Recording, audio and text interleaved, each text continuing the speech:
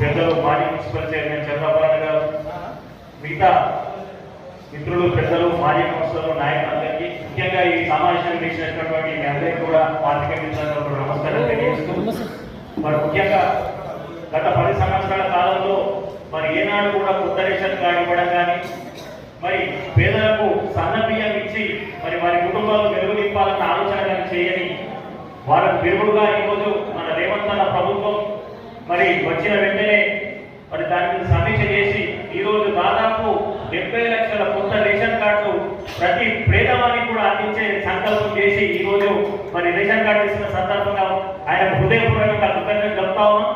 అదేవిధంగా మరి ఒక 4,000 కోట్లు పెడితే సన్న బియ్యం వస్తాయని ఏటీఎం చేయాలన్న కేసీఆర్ ముఖం మీద వలిగేటట్టు ఈరోజు ప్రతి ఒక్కరు కూడా మంచి నాణ్యమైన సన్న బియ్యాన్ని మరి పంపిణీ చేస్తా ఉంటూ, మరి అదేవిధంగా అంతేకాకుండా గతంలో మనం డబుల్ బెడ్రూమ్ ఇస్తాం, అల్లుడు వస్తాడమంటాడు, కొడుకేస్తాడమంటాడు అన్న కేసీఆర్ మరి ఎంతమందికి ఇచ్చిండు? వేలల్లో దరఖాస్తులు చేసుకుంటే 1-2 ఇల్లు ఇచ్చి చేతులు పోయిన సందర్భం మీకు తెలిసింది. ఈరోజు జాగ్రత్తే మరి ఖచ్చితంగా మనం కట్టుకోవడానికి 5 లక్షల రూపాయలు ఇచ్చి సాయం చేస్తున్నటువంటి రేవంత్ అన్న ప్రభుత్వాన్ని మనం అందరం అధ్యాయాలి. అదేవిధంగా ఒక సామాన్య కుటుంబం తీసుకున్నట్టయితే ఈరోజు 200 యూనిట్ల కరెంటు ఫ్రీ, దాదాపు ఎవరైనా కరెంటు కడుతున్నామా మనం?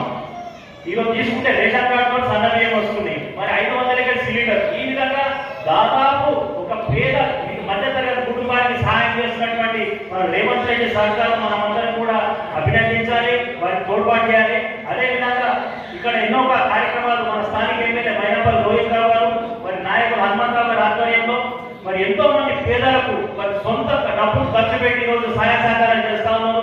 మరి అభివృద్ధిలో కూడా మరి గత 10 ఏళ్లలో ఏ కార్యక్రమం చేయని కార్యక్రమాలు ఈ రోజు కేవలం 2 సంవత్సరాలు కూడా నిండలేని ప్రభుత్వానికి మన మెదక్ నియోజకవర్గంలో అనేక అభివృద్ధి కార్యక్రమాలు జరుగుతూ ఉన్నాయి, మీరంతా చూస్తూ ఉన్నారు. కాబట్టి మంచేదో చెడేదో మీరే గ్రహించాలి. ఖచ్చితంగా ఈ ఇందిరమ్మ పాలన చేసినటువంటి రేవంత్ రెడ్డి సర్కార్కు మనం అందరం